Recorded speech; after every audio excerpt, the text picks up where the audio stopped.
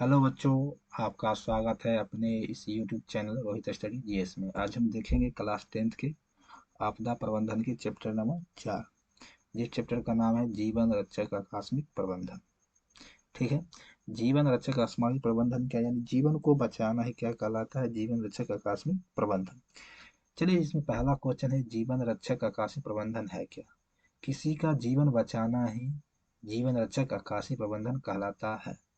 यानी कोई भी व्यक्ति बीमार है या किसी कारणवश बाढ़ में किसी प्रकार का दह गया या आग लगने से जल गया, उसको बचाना ही हमारा क्या कहलाता है? जीवन रक्षक आकस्मिक प्रबंधन। जीवन रक्षक आकस्मिक प्रबंधन किसी भी प्रशासन की सफलता की कटौती होती है, जिसके अंतर्गत आपदा के आते ही प्रभावित लोगों को निजात यानी बचाना बचाना बचाया जाता है। ठीक है।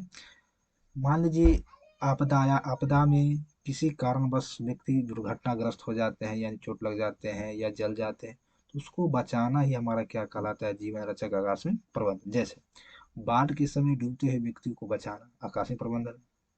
इसमें स्थानीय प्रशासन की भूमिका महत्वपूर्ण होती है। जो स्थानीय प्रशासन ब्लॉक स्तर के होंगे, जिला स्तर के होंगे, पंचायत स्तर के होंगे, वे सब क्या आती है, इसमें महत्वपूर्ण भूमिका निभाते हैं। साथ ही जो ग्राम के लोग हैं वो लोग भूमिका निभाते हैं। यही हमारा क्या कहलाता है? जीवन रक्षक आकस्मिक प्रबंधन।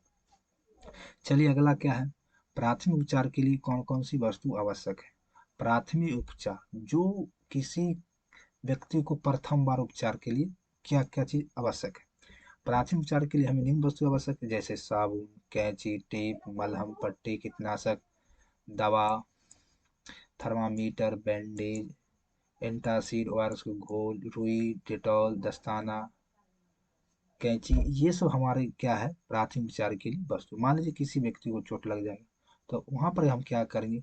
तो उसको मलहम पट्टी करेंगे ताकि उसका दर्द आराम हो सके। ये सब हमारा क्या है? प्राथमिक उपचार की वस्तुएं हैं। इसीलिए सभी विद्यालयों में या वाहनों में प्राथमिक किट दिया जाता है, यानी रेड बॉक्स दिया जाता है, जिसमें प्राथमिक उपचार के लिए वस्तु रखी रह जाती है। चलिए, अगला है, आकस्मिक प्रबंधन में स्थानीय प्रशासन की भूमिका का वर्णन करें। यानी आकस्मिक प्रबंधन में स्थानीय प्रशासन की क्या भूमिका? स्थानीय प्रशासन कहने का अर्थ हुआ जो ग्रामीण स्तर पर जो स्थानीय प्रशासन, वहाँ के जो स्थानीय प्रशासन की क्या भूमिका? तो आकस्मिक प्रबंधन में स्थानीय प्रशासन की भूमिका क्या होती है? महत्वपूर्ण होती है।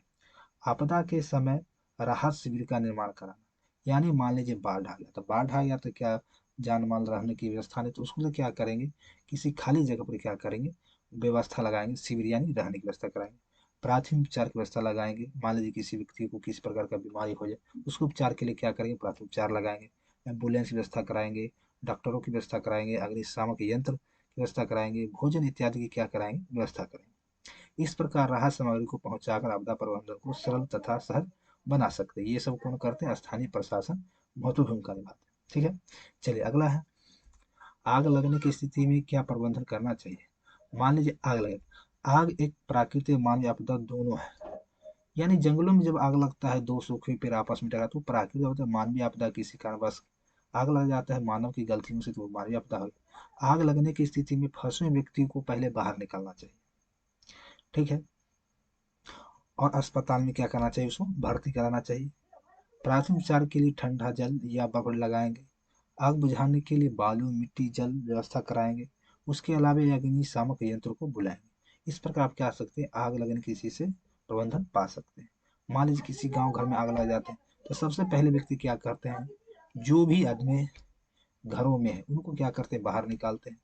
साथ ही उसको बुझाने की व्यवस्था करते हैं। उनके आसपास जो भी पानी हो, मिट्टी हो, बालू हो, उससे क्या करते? बुझाने की व्यवस्था करते हैं। और अग्निशामक यंत्र को क्या कहलाते हैं? बुलाते हैं। ये सब क्या है? आग लगने की स्थिति में प्रबंधन करना चाहिए। ये आपका चौथा चैप्टर। पांचवा चैप्टर क्या है?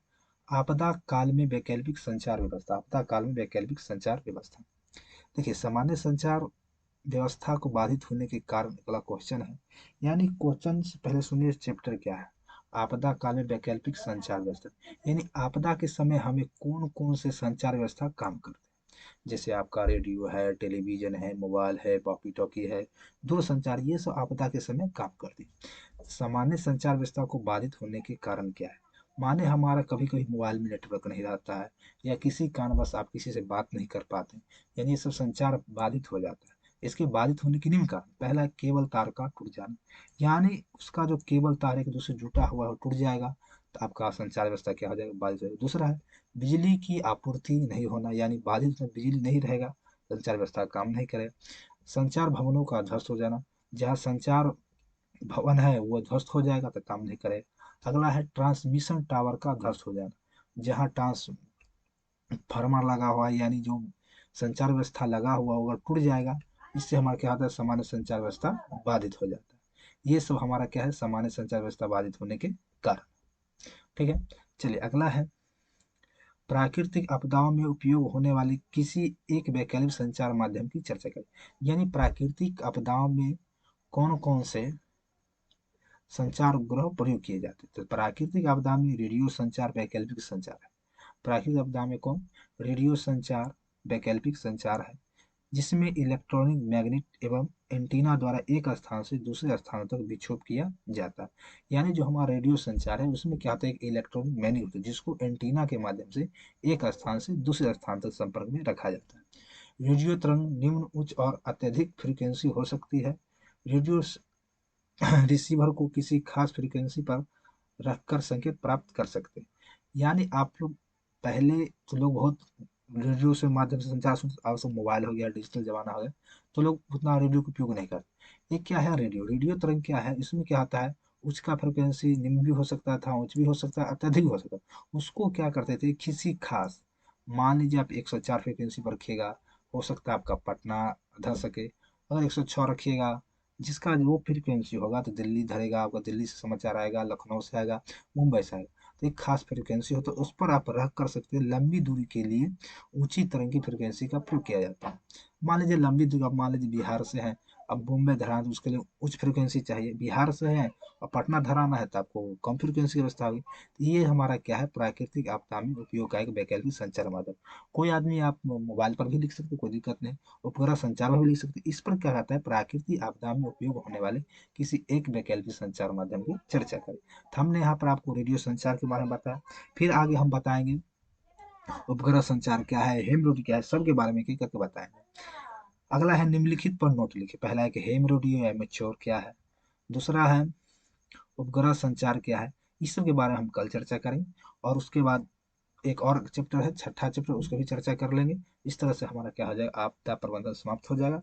इससे आपको परीक्षा में 8 नंबर को जो पूछता है, इससे एक भी बाहर नहीं रहने वाला है। ठीक है।